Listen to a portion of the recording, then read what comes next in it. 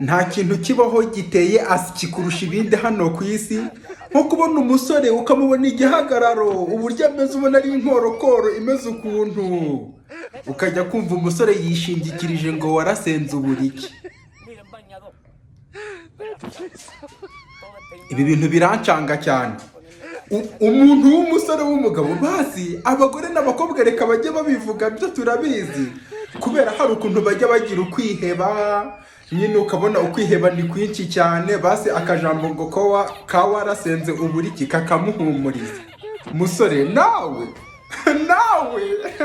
nawe twiringiye twizeye wagakwiye kugenda ukajya kurwana intambara ikomeye cyane ukumva bene uwo musore ufite ibibaraga n'ibigango byinshi ngo oya ngo jya usenga ngo nuragiza wiryamire ngo jya ubibwira Yesu nuragiza wiryamire.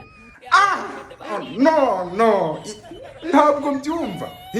Umusore ibyo bintu tubona biteye asiki, ibyo bintu nta muntu w'umugabo w'umusore ubikwiriye kuba muri ibyo bintu. Nta musore warasenze ubura iki ukabona umusore ibibazo ngo afite ibibazo byinshi ngo oya ngo ndagereka akaguru ku kandi ngo nindangiza mbibwire Yesu niryamire ko